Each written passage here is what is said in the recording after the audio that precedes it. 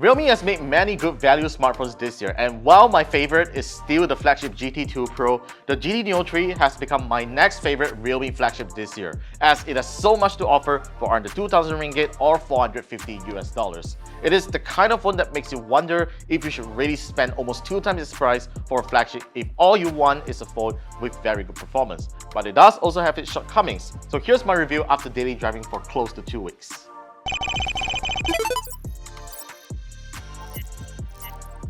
The Realme GT Neo 3 is a pretty lightweight device despite having a humongous 5000 mAh battery under the hood. The plastic back feels very similar to glass, and my white color unit has a frosted material that doesn't attract fingerprints. The overall construction feels great, and I can forgive the separation of the display and body as a cost-saving design approach. Under the hood, the GT Neo 3 is powered by a new MediaTek Dimensity 8100 processor that's very powerful and efficient. My review unit comes with 8GB of RAM and 256GB of non-expandable storage. It has a 6.7-inch OLED display that shows 1 billion colors and refreshes at 120Hz, which Realme also claims that it also comes with a dedicated display processor that pushes the refresh rate to the max on certain games. The in-screen fingerprint reader works very well and serves as a heart rate monitor, and the stereo speakers and haptics on this phone is better than most similar price phones. And here's how they sound like.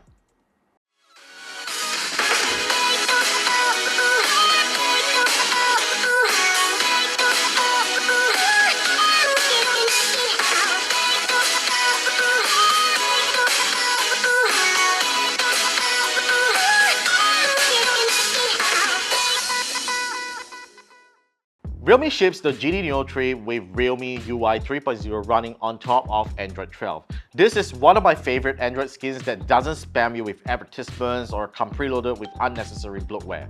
It also performs very reliably in my daily usage as I tend to switch between apps a lot. I'm most surprised by how well the phone has managed to keep the 120Hz refresh rate consistent throughout the user experience, as I hardly get to experience this on more expensive flagships, and I'm unsure if the dedicated display processor has anything to do with it.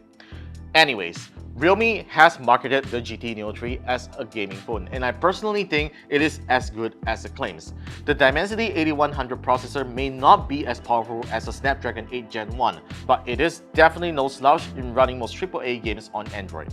Synthetic benchmarks showed that it outperformed last year's Snapdragon 888 in multi-core and graphics performance, which in real life, I can feel that it is very responsive in everything I do. But the most impressive thing of all is thermals, as I didn't detect any performance throttling after gaming in Genshin Impact for 20 minutes, and the back doesn't get too hot to handle either.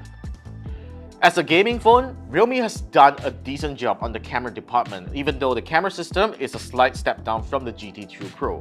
It employs the popular 50MP Sony IMX766 as its primary lens, but lacks OIS, along with an 8MP ultra-wide and 2MP macro lens. Any gamer will not be disappointed with the image quality that the primary lens offers in daytime photos. Even low-light photography is possible despite lacking OIS.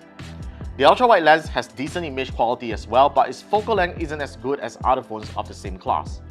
When it comes to video recording, the GT Neo 3 shames the rest by supporting up to 4K 60 frames video recording on the primary lens.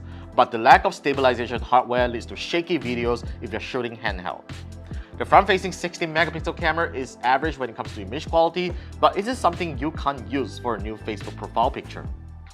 While battery life remains a challenge for most modern flagship phones, I was able to get up to 6 hours of screen-on time on the GT Neo 3 with a mixture of heavy texting and gaming.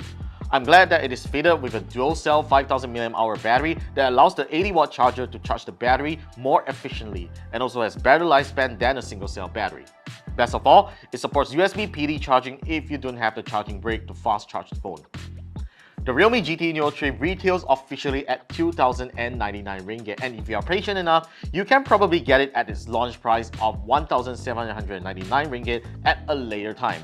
This is one of the very best smartphones this year that will not disappoint when it comes to gaming performance and its overall features. Not unless you care about having the best camera and not having a glass and aluminum build. The GT Neo 3 is an easy recommendation that you should go check out. So that's all for my review of the Realme GT Neo 3. Let me know your thoughts in the comment section down below, and be sure to subscribe to our channel for more videos coming right up, and I'll see you guys in our next one.